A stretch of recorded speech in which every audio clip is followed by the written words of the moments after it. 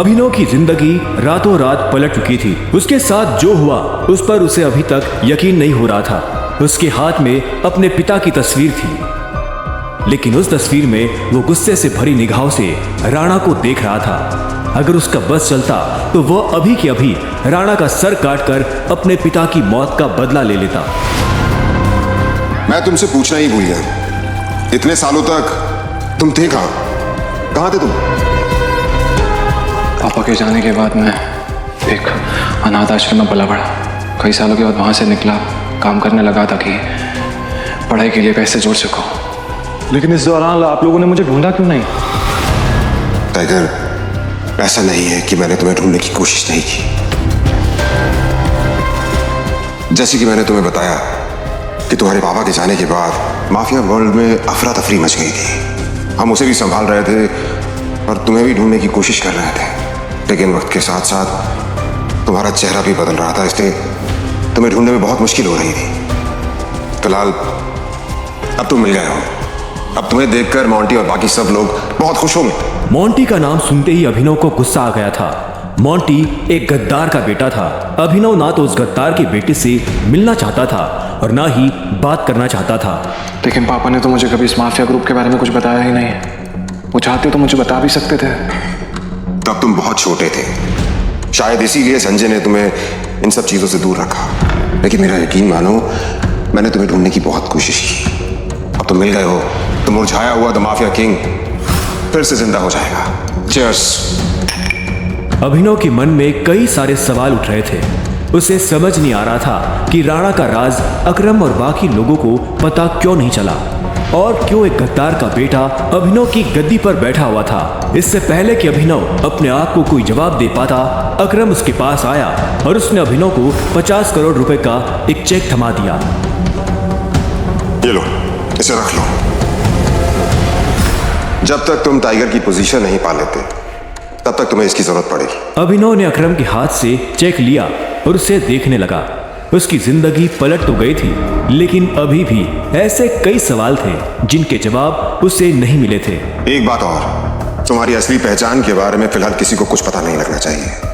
इसलिए अभी तक जैसे जीते आए थे वैसे ही जीते रहना, समझे? अभिनव ने हाँ में सिर हिलाया और दोनों कमरे से बाहर आ गए। इधर अनन्या चिंता भरी निगाहों से उस कमरे के दरवाजे को देख रही थी जिसमें अभिनव और अकरम थे। वो ये जानने के लिए बेताब थी कि उन दोनों के बीच अंदर क्या बात हो रही थी और अभिनव को आने में इतनी देर क्यों लग रही थी। लगता है आज अभिनव अपनी दवा चखेगा। ऐसे कितने दुख की बात है ना, शादी के बाद बेचारा ऐश करने से पहले मर जाएगा। ये सुन अनन्या को झटका लगा। वो जानती थी कि अकरम के लिए किसी को मारना कोई बड़ी बात नहीं थी। अकरम सर जैसे गटर के चूहों को बर्दाश्त नहीं करते हैं, साफ कर देते हैं। देखना ये भी नहीं बचेगा। इसे कहते हैं शादी करके मर गया, वो बात सच हो जाएगी। अनन्या को यह सुनकर बुरा लगा। कोई इंसान किसी दूसरे इंसान की मौत पर खुश कैसे हो सकता था? प्लीज एटलीस्ट उसके बारे में इस तरह से बात तो मत करो। तो कैसी बातें करें? जिसके जैसे लक्षण होते हैं ना, उसके बारे में वैसी ही बातें होंगी। देवेंद्र सही कह रही हो, बिल्कुल ठीक कह रही हो। हमें उसके बारे में ऐसी बात नहीं करनी चाहिए। वैसे भी मेरे दादाजी ने कहा था कि मरे हुए लोगों के बारे में ना गलत बात नहीं करनी चाहिए।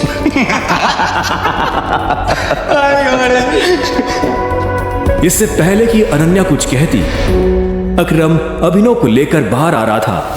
अभिनव के बदन पर एक छोटी सी खरोच भी नजर नहीं आ रही थी। जब देवेन और सनी ने यह देखा तो उनका मुंह हैरानी के मारे खुला का खुला रह गया। इसे देख कर तो लग ही नहीं रहा कि अकरम सर ने इसे हाथ भी लगाया है। वैसे जितनी देर तक ये दोनों कमरे के अंदर थे अब तक तो इसकी नाक टूटी हुई होनी चाहिए थी, पर ये तो। लेडीज एंड जेंटलमैन, मैं आप सबको किसी से मिलवाना चाहता हूं। ये अभिनव मेरे सबसे पुराने ड्राइवर का बेटा, मेरी ये बहुत अजीज है। अकरम ने जैसे ही अभिनव का सबसे परिचय करवाया तो देवेन और सनी खुश हो गए, लेकिन अनन्या को यह सुनकर झटका लगा। Enjoy the party please. इतने में अकरम ने कहा और अभिनव को अकेला छोड़ बाकी लोगों से मिलने के लिए निकल गया। देवेन और सनी को अभी तक समझ नहीं आ रहा था कि अकरम अभिनव को इतना भाव क्यों दे रहा था। अभिनव को इस बात से कोई लेना देना नहीं था कि सनी और देवेन उसके बारे में क्या सोच रहे थे। उसकी आंखों के सामने बस रह रहकर अपने पिता की शक्ल आ रही थी। उसे वो रात याद आ रही थी जिस रात को राणा ने संजय को गोली मारी थी। अभिनव को यह भी याद आया कि उसे खुद भी गोली लगी थी, लेकिन उसकी किस्मत अच्छी होने की वजह से वो बच गया था।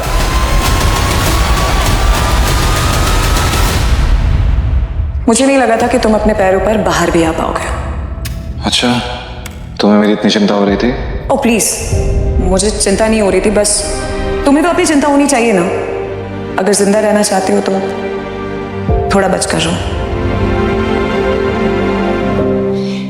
अकरम सर ने तेरे से अंदर क्या बात की, बता। उन्होंने मुझसे कहा कि अगर देवेन जैसा कहता तुझसे सवाल पूछे तो उसे जवाब मत देना।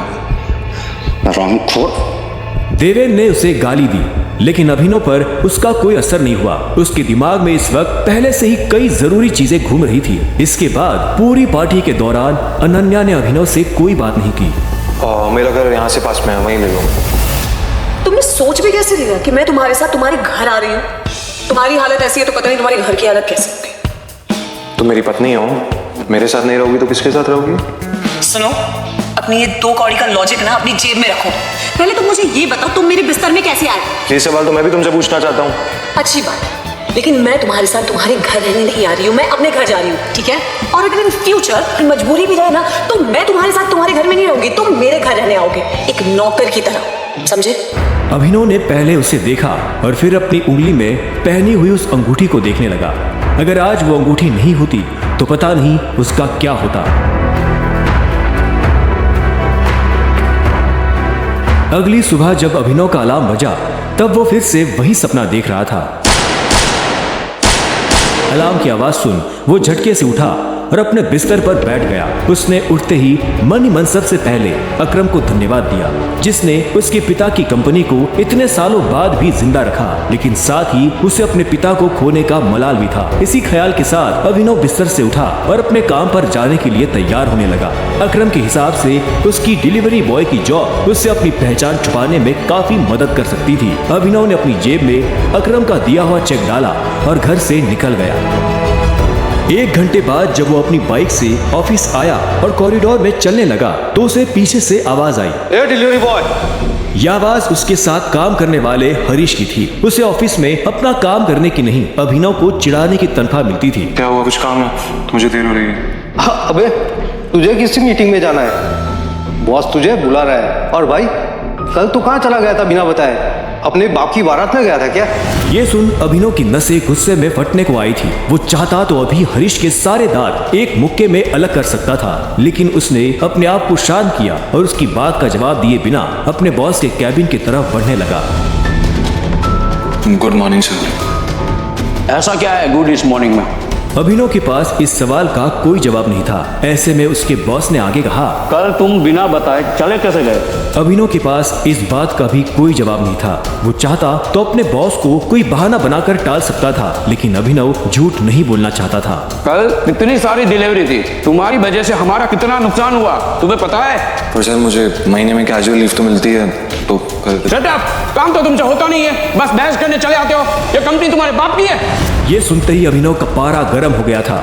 उसने गुस्से में अपनी मुट्ठी भींच ली और घूरते हुए अपने बॉस को देखने लगा। घूर क्या रहा है? अपना सामान बांध और निकल यहाँ से। You are fire. अभिनव को यह सुनकर झटका नहीं लगा। असल में वो जानता था कि उसके साथ ऐसा कुछ बहुत जल्दी हो सकता था। उसका बॉस और देवेन एक दूसरे को बहुत अच्छी तरह से जानते थे। कल पार्टी में अभिनव ने देवेन को जिस तरह से जवाब दिया, उन्होंने मुझसे कहा कि अगर देवेन जैसा कहता तुझसे सवाल पूछे तो उसे जवाब मत देना। उससे उसे समझ आ गया था कि आज नहीं तो कल ये होकर रहेगा। ठीक है, कोई बात नहीं, मैं चला जाता हूँ। जो मैंने पूरा महीना काम किया है उसकी सैलरी दे दीजिए। सैलरी? तेरी वजह से हमारा जो नुकसान हुआ उसकी भरपाई अगर मैं तेरी सैलरी से भी करूँ ना तो भी तुम्हें अपनी जेब से 10,000 रुपए देने पड़ेंगे। शुक्र मना कि वो मैं तुझसे नहीं मांग रहा, इसलिए चुपचाप निकल यहाँ से। क्या बोल रहे हो सर आप? क्या मेरे एक दिन आने में आपका 25,000 का नुकसान हो गया? मैं तब तक यहाँ से नहीं जाऊंगा जब तक मुझे मेरी सैलरी नहीं मिल जाएगी। सैलरी दीजिए। सैलरी? रुक, अभी देता हूँ तुझे तेरी सैलरी। उसके बॉस ने कहा और टेबल पर रखी घंटी बजा दी। अगले ही पल कमरे का दरवाजा खुला और 4 बाउंसर अंदर घुस आए। उठाकर बाहर पटको साले को।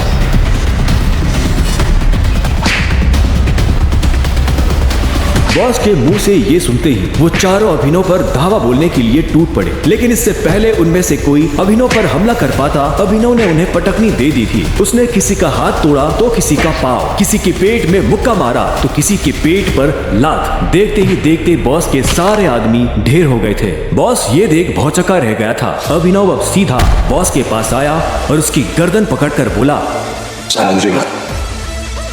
बॉस ने घबराहट में अपने ड्रॉर से कैश निकाला और कांपते हाथों से अभिनव को थमा दिया। अभिनव ने कैश देखा और बॉस की गर्दन छोड़ वहां से बाहर निकलने लगा। इससे पहले कि वो बाहर आता, उसने बॉस की आंखों में देखा और बोला, और एक बात याद रखना, अगर आज के बाद किसी के बाप पे गया ना तो गर्दन तेरी होगी, पंजा मेरा।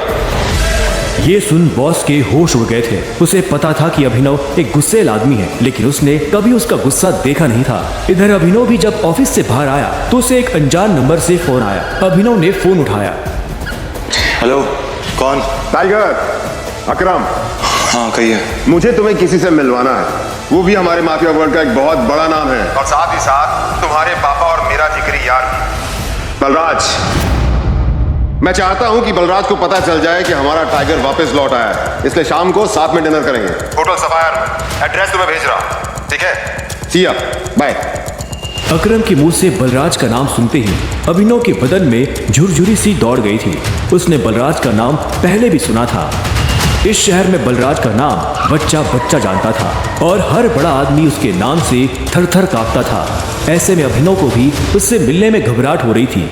जिस बलराज से वो घबरा रहा था, असल में वो उसी का बॉस होने वाला था। पर क्या वो बलराज का बॉस बन पाएगा? क्या वो अपने पिता के दोस्त को अपना दोस्त बना पाएगा?